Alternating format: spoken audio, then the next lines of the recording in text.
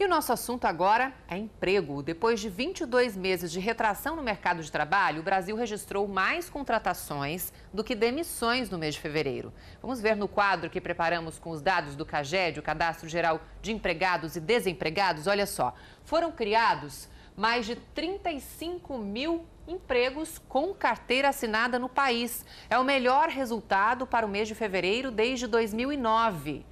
Mas no Espírito Santo o que ocorreu foi o inverso. Foram mais demissões do que contratações. Enquanto 20.600 pessoas assinaram a carteira, outras 22.700 foram desligadas do serviço. Ou seja, o saldo é negativo em mais de 2.000 afastamentos. Você viu aí, então, no quadro bem certinho o que aconteceu aqui no Espírito Santo. Diante desses números, a gente quer entender essa diferença. Por que o Espírito Santo fechou o mês com tantas demissões, enquanto o Brasil teve um resultado positivo? É o que nós vamos saber com a Thalita Carvalho, que está com um especialista. Bom dia, Thalita. Oi, Andressa, bom dia para você que acompanha o Fala Amanhã. Olha, eu estava conversando aqui com o Eduardo Araújo, economista, que é o especialista que nós vamos conversar agora, e ele estava me falando que o Espírito Santo vive a sua pior crise econômica. Somente no ano passado, o PIB, que é o Produto Interno Bruto, teve uma queda de 12%. O que isso significa? Que você, minha amiga, se você tinha R$10 aí na sua renda, R$1,20 desapareceu, sumiu, ninguém sabe para onde foi. Agora você imagina isso num volume muito maior. Vou conversar agora com ele. Eduardo, por que essa diferença tão grande do Brasil, que teve um saldo positivo de contratações, e aqui no Espírito Santo esse número aí de quase 3.000 demissões, uma diferença de quase 3.000, né, em relação ao número de contratados e o número de demitidos. Por que a gente está vivendo essa crise tão grande aqui no estado? Bom dia.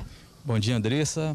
Bom dia, Thalita. Bom dia, Andressa. Bom dia para você que está em casa. De fato, nós vivemos a pior crise econômica da história do estado. E essas estatísticas que foram divulgadas essa semana dão a dimensão do problema, né? Cerca de 16 bilhões de reais que deixaram de existir, de circular pela economia no ano passado. E essa menor circulação de renda, de produção e geração de renda, isso também impacta numa menor necessidade de contratação de trabalhadores, né? Esses dados, eles foram referentes ao mês de fevereiro.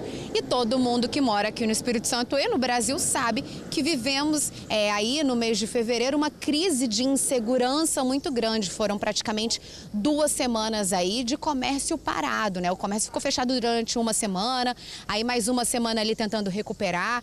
Teve o carnaval. Tem alguma relação?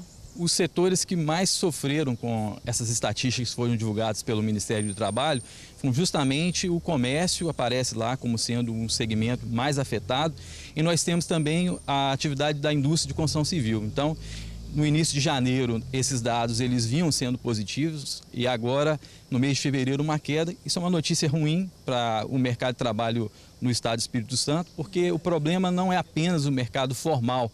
Nós temos cerca de 260 mil pessoas desempregadas no estado que estão procurando emprego.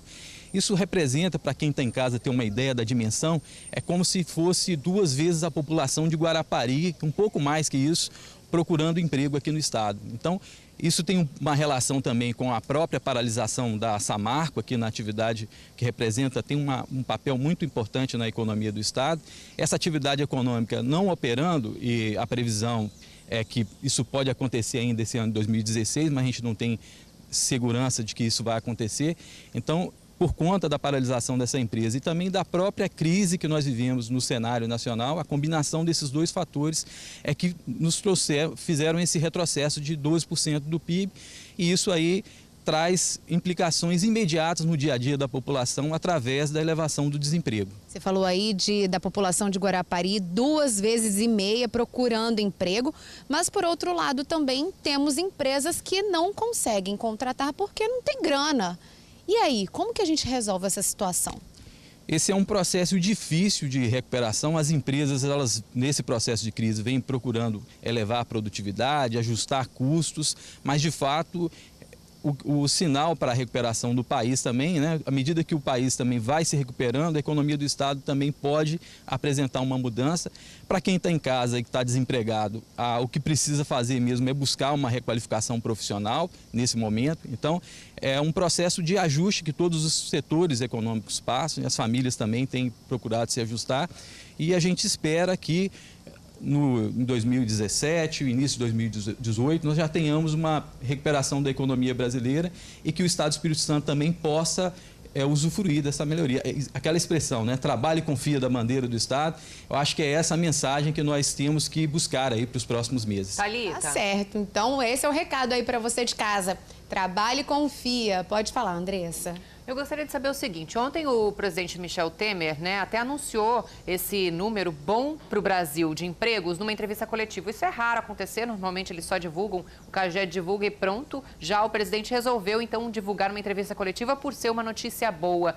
Isso é uma tentativa até de estimular a economia, né? Agora, isso também pode estimular a economia aqui no Espírito Santo ou esses dados do Espírito Santo podem causar um desânimo? A Andressa está perguntando se esses dados que foram divulgados ontem, até em coletiva pelo presidente Michel Temer, devem estimular a economia aqui no Espírito Santo ou não?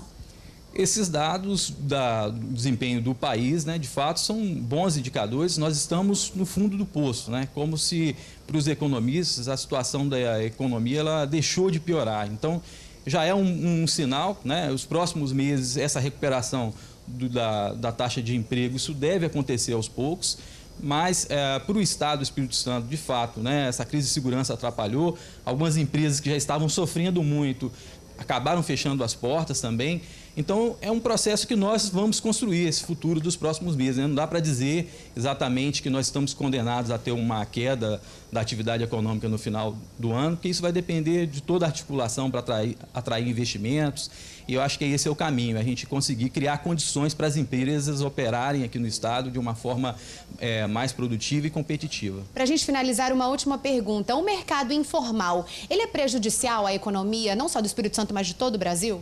Quando ocorre uma queda desses empregos formais, é natural que as pessoas vão para o mercado informal e o problema disso é uma precarização das relações de trabalho, porque quem trabalha de forma informal não tem uma garantia, por exemplo, de aposentadoria, de seguro-desemprego e o próprio recolhimento que essas pessoas dão para impostos, né, para a própria economia. Então, é ruim sim. Certo, Eduardo. Muito obrigada pelas informações. Andressa, bom fim de semana para você aí de casa. Até segunda. Até. Obrigada, Thalita, e o Eduardo também, que está sempre aqui com a gente. Obrigada.